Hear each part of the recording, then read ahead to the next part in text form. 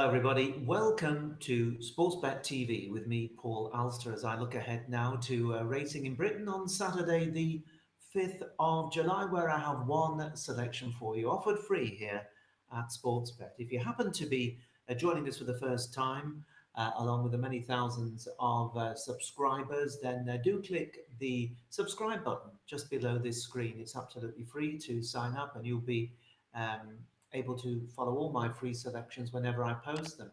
I'm always looking to try and find horses at decent each way prices. That makes it a lot more challenging, of course, but we're all up for a challenge. But over the very nearly, I think, 5 years now that we've been going at Sportsbet, we have shown a very big overall profit, even though there have been ups and downs.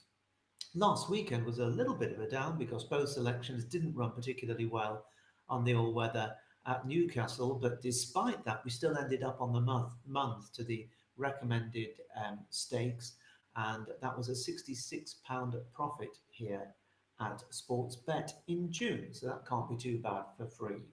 Now, if you're interested in more suggestions and selections and much more in-depth analysis, then I offer that to my clients at the Out in Front service on Patreon, and you can take a look at signing up if you wish to do so via the link that is available in the description box just below this screen. Well, one selection for you then on Saturday, and of course the big meeting of the day is the Eclipse card down at Sandown Park, and it does promise to be a great race. I'm expecting Ombudsman probably to prove very, very tough to beat as long as his Ascot exertions have not taken it out of him, but of course he's not going to be a working man's price, and you, me, and all of us, I think, that tune in here, I suppose one way or another we can be classed as working men. We're not going to be betting the odds on, I don't think, not to the kind of money we're playing anyway. So my selection is going to be in a different race. It's in the Sandown 3 o'clock, which is the Coral Distaff, which is a listed race for fillies. The going is forecast good to firm in places. They are saying there could be a few showers knocking around, but they're not sure if they're going to hit at all. There are 9 runners, and this is a good quality mile event for 3-year-old fillies, and it's attracted a number of promising and quite a few unexposed sorts. But the market has already spoken very positively, and that is in favour of Andrew Balding's Blue Bolt. Now, she arrives here on a hat-trick mission after smooth successes at Windsor and Newbury, and like a number in this field, she really could be anything. But the current 2-1 at the time of this withdrawal from a bit of early 7-2 looks skinny. And she does take a notable step up in class. So she does have a little bit to prove, but obviously the potential could be there. A stable companion for Andrew Balding is Bermuda Longtail, who drops down in class, having struggled in a Group 3 last time, but it has to be said that on her best form, she could very easily be in the mix.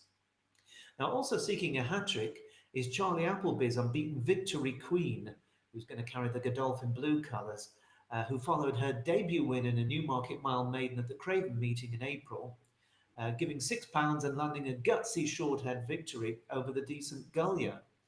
The runner-up has subsequently finished last of 9 at this level, but she did bleed from the nose, so that form can't be taken literally.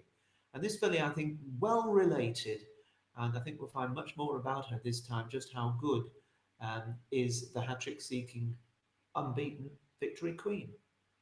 Also seeking to make and maintain her unbeaten record and make it 3 from 3 is Charlie Johnston's filly, Sweet Francais, who followed her debut Newcastle maiden win last autumn with an easy victory under a penalty in a Haydock Mile novice event 6 weeks ago. She seems to have been overlooked at current odds of 14-1, so clearly the market makers don't rate the form of her Haydock Mile novice event. I didn't think she ran at all a bad race, a very good race, but clearly there are some who don't rate the form. At this level, though, it's often the case that good handicappers can prove dangerous. John and Thady Gosden's Cajole beat 20 rivals, winning her race at Royal Ascot, but she had to settle for second overall in the Sandringham Fillies handicap last month. Unsurprisingly, she's gone up £5, and she does have a bit to find on the figures, but the booking of Ryan Moore catches the eye, and I'm sure that Cajole is going to be a popular choice. The higher-rated Serving with Style, trained by Carl Burke, was more than 15 lengths behind Cajole at the Royal Meeting, and she seemed unlikely, to be honest, to turn the form around in this better company. Supermodel, trained by William Haggis, won a heavy ground novice event on its debut at Haydock last autumn and then disappointed on similar ground in listed company on her only other juvenile outing. Now, Supermodel began well this term, though, readily coming away to score with a bit in hand over a mile at Nottingham on her first run in a handicap 5 weeks ago.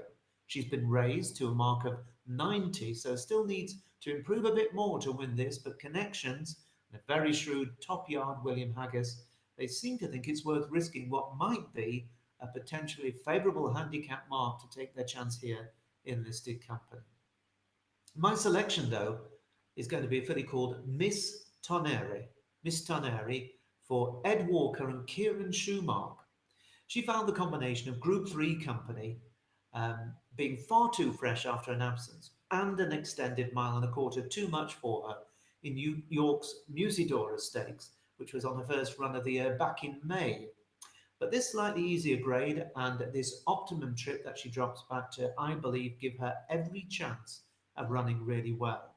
Now, Mr. Neri ran 3 times as a juvenile, making a winning first appearance at Newmarket last July, and then she ran an absolute cracker off level weights to be beaten less than 3 lengths by the subsequent 1,000 guineas winner, Desert Flower, and that was in the Group 2 May Hill Stakes at Doncaster last September at the St Leger meeting.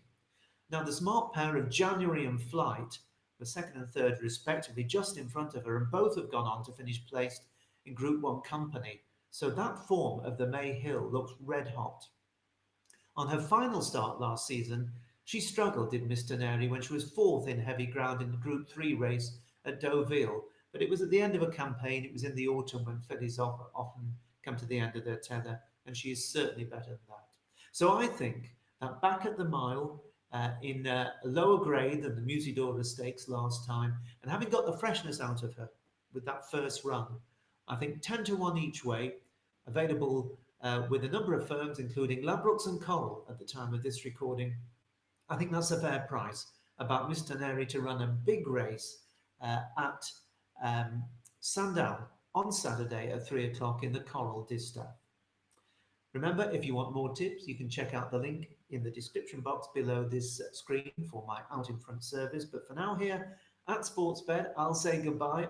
Enjoy your racing this weekend, and I'll be back at the same time next week, where we'll be looking forward to, of course, the July Cup at Newmarket next Saturday.